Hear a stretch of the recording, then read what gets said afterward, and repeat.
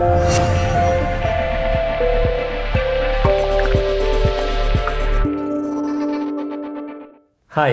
I'm Angel Ribo with Mindalia TV, and we have here today Nathalie Virem. Hi, Nathalie, how are you? Very good, thank you. Awesome, great to have you here. I'm excited as well, thank you. So the first question I would like to ask you is a very simple one. What is that thing that you are most passionate about? The thing that I'm most passionate about is learning. Learning about what I have to learn here to change so that I can become a better person. So I'm really passionate about personal development, finding those things that I need to change in me internally so that my external reality becomes a little better. When you say here, learning here as opposed to? Here in this time frame as a human being with the body I have, that's what I mean. I mean, I believe we are eternal, but in this journey I'm here in this body, that's what I'm referring to. And how do you tame your body? How do I tame my body? Well, my body is a physical body, right? With skin, with bones, with everything. And I happen to be a woman, at least in this lifetime, or maybe it's the only lifetime I had, I don't know. So that's what I refer as a body, my physical appearance that I can touch and that I can see and then others can see. Can you, I know that you work with, executives and you help them with their lives and with their businesses. Yes. What would you say is the #1 challenge that they have? It's probably the same one. It's what are those internal changes that they need to do to become a better leader or to have a company which vision serves the higher purpose. So I believe often as a business owner, you are driven by results, profits, and what I've learned from my research and my experience with other leaders is that you have to connect what I call your higher purpose, your calling, or the biggest learning you have here. You have to connect that higher purpose with your business vision so that your results become the highest results that you can have, not just for yourself as a leader or business owner, but for the community, for the customers you have, for the world. So your business vision, in my opinion, always serves the greater good. And so I think that that's what most leaders are having challenges with. How do I connect my calling, what I'm meant to do here, with the business vision that I have? How I can perfectly align that so that I can elevate the greater good and so that I can have the best results that I can possibly have. In your daily practice, do you see that business leaders, they already know what their calling is? In some cases they do, but it's very rare. In most cases that pursuing businesses over and over for results. And there's no real connection to that calling, to their heart, right? So, and so they're just jumping from one business to another, never getting fully satisfied, never getting fully fulfilled, never even experiencing the results that they could potentially get. So I would say no. Unfortunately, in most cases, there's a lot of work to do in this alignment. And it's a process, but I think that it's also very human, right? We're all here to learn. We're all here, even myself, right? I had to learn that lesson.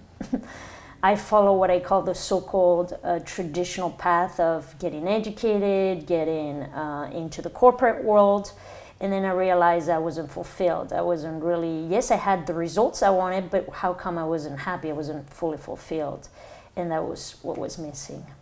Would you say, how do you help the leaders to be conscious about the higher dimension or the good that they can do in the world? How do you help them do that? So the best way I can help them is by listening and asking questions. So I ask them questions and I look at their body language, their face. And if I see that they're connected with their heart at some point, then I start asking more questions in that direction, because there's usually a reason why someone went through certain things in their lifetime. So I ask them questions about their childhood, what happened in their life. Maybe the biggest challenge or pain they may have had is often tightly connected to that higher purpose. So it's through questions, listening, observing, and once I see, it's an energy, once I see in them that their eyes are connected to their soul, to their heart, that something's there, like I can sense the energy, maybe I'm already starting having goosebumps or something, that's when I know that we're in the right direction. Sometimes they cry, sometimes, so that's when, right, sometimes it's just a breakthrough moment and I can tell. So it's observation, listening, and asking questions. You were talking about your personal transition, corporate world, not being fulfilled, all those kind of things. Has there been any specific defining moment in your life Yes. that has made you, change or transition? Absolutely. It was also the most painful moment. So my mother died in 2014. And at that time I had accomplished everything I thought I wanted. I had immigrated to the US, I had my green card, I was working for 500 Fortune company making really good money, but yet my mother's death was kind of awakening for me in the sense that she's dying now. What if I were to die tomorrow? Would I be satisfied? Would I be fulfilled? And I knew the answer was no. So I had to really self-explore the reasons why I was so unaligned. I had to change many things in my life. I got involved in self-development, in spirituality, searching for answers. And I think when that happens, when you're starting to search for answers and changing internally, that's when clarity comes to you. That's when little by little you're aligning yourself with your calling, and your calling is in your heart.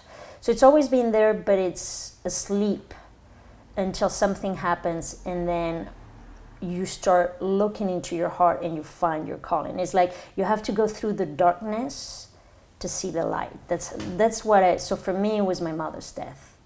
My mother's death was the darkest period of my lifetime, and as I maneuver my way up from it, it's when I started seeing the light. How did you overcome that situation, that circumstance in your life?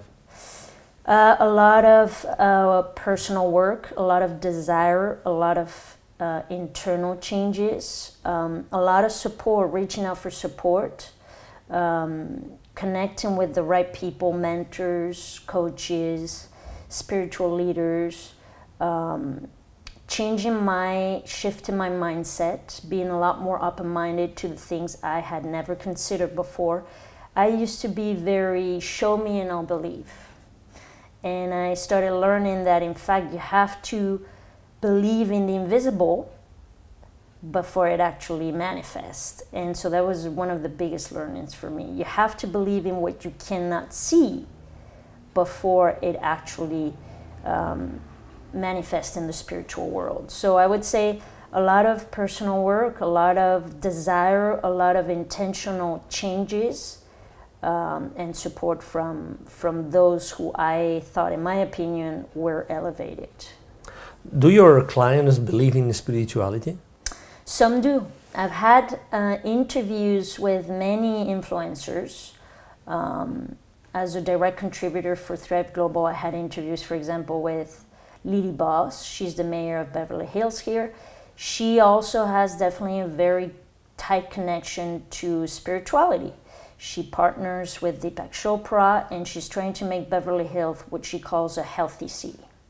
Healthy city at all levels, with meditation, spirituality, but also healthy profits. And I think her vision is beautiful. So she's a spiritual leader. Others, for example, Eric Ripert, he's a chef that's often seen with Anthony Bourdain shows, and he has his own show. He's a Buddhist.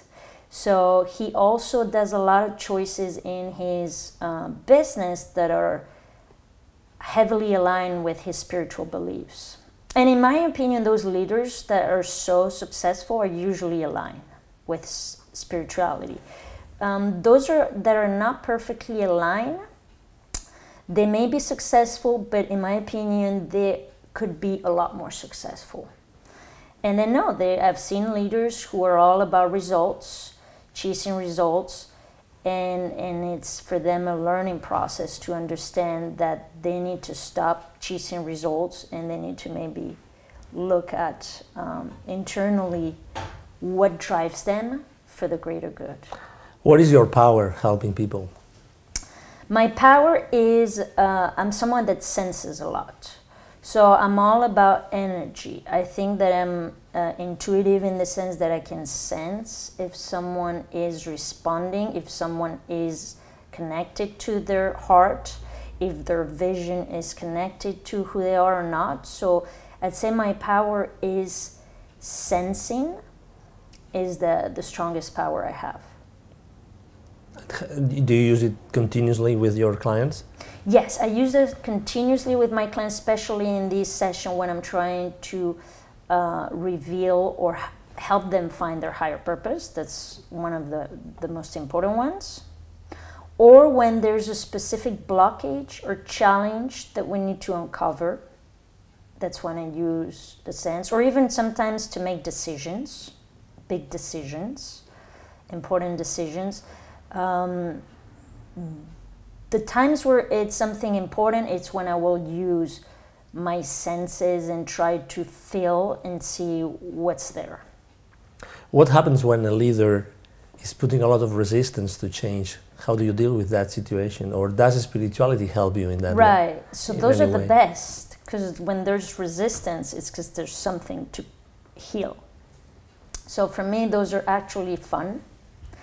Resistance is natural, it's human. And when I see resistance, I know I'm in something good. So I get excited. And again, you have to try through resistance to see if the person is one open to change, because some of them are not, and you cannot change someone. They're the only ones that can change themselves. So sometimes it's a matter of time for them to get there. Sometimes they're not willing to change. Sometimes you're not the person that will help them change. And sometimes they are, and they have that desire, internal desire, and they do change. And that's when I get very excited, when I see I'm able to help someone through a breakthrough or change. Excellent. Well, Nathalie, it's been a pleasure to have you with us today. So thank you very much for being here. Keep on doing the great work you're doing with those business leaders and leaders of our community. So thank you very much. It's been a blessing. And again, this is Angel Ribo with Mindalia TV, and thank you for being with us today. Thank you, Angel. A pleasure. Gracias. Thank you.